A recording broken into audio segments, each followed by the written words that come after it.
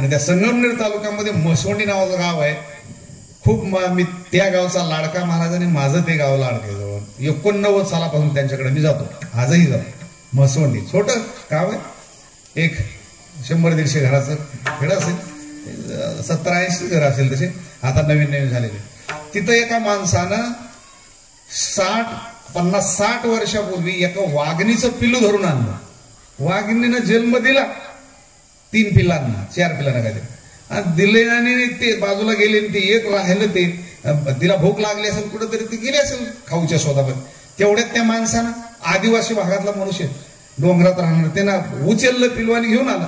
शिळीच्या करडू आपण उचलतो तसं घेऊन आलं. ते वाघीण आली त्या जागेवर आणि इकडं तिकडं पाहायला ते दिसाना कुठं, चवताळली वाघीण. नीट समजून घ्या, उदाहरण खूप महत्वाचं. ते वाघीण रात्रीचं 1 वाजता ज्या घरामध्ये ते पिल्लू कोडलं होतं, असं कुरवड्याखाली कौलाराचं घर होतं, ते खापरा असतात वरून कोल्हापुरी कौलार, त्याचं घर होतं. वाघिणीनं उडी टाकली, त्याच्यावर झेप घेतली त्या घरावर, कौलारा बाजूला फेकले 10-5 आणि आत एंट्री केली खाली. ते खाली जे झोपलेले माणसं होते ना, त्याचे 3 पुरुष होते. ते आता त्याच्यातले 2 जिवंत आहेत. म्हणले बाबा, तिघाचे धोतराचे पितांबर झाले होते म्हणले आमच्या. ते वाघिणीची जी डरकाळी ऐकली ना, तिनं म्हणा पंजानं ते खुरवाडा बाजूला फेकला, ते टोकर काय असतं ते बाजूला फेकला. तिनं त्याला पूर्ण पानात तिथं बसून पाजला आणि पुन्हा डरकाळी टाकली. जर ह्या गावामध्ये एखादा माईचा पुत्र माझ्या तावडीतून माझं पिल्लू सोडून घेणारा असेल, त्याने जाग होऊन माझ्याकडे यावं. वाघीण मलाच काय सांगू, ते ज्या अंगावर गोदड्या घेतलेल्या होत्या ना, ते म्हणले आम्ही तसं इतकं उडत होतो थडथड. तिने बरं झालं ती वाकळ उचलली नाही एखाद्याची.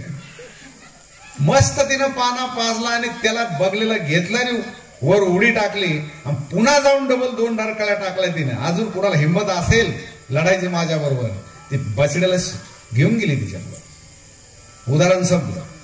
ज्ञानेश्वरी ही जशी वाघीण आपल्या पोराला त्या खुरवड्यात कोंडलेलं होतं, पण त्याला घेऊन गेली त्या माणसामधून, कुणाची हिंमत झाली नाही, तशी ज्ञानेश्वरी रूपी वाघीण कळी काळाच्या जबड्यातून तुम्हाला सोडून घेऊन जाते. फक्त त्याचा बचडा बनला पाहिजे.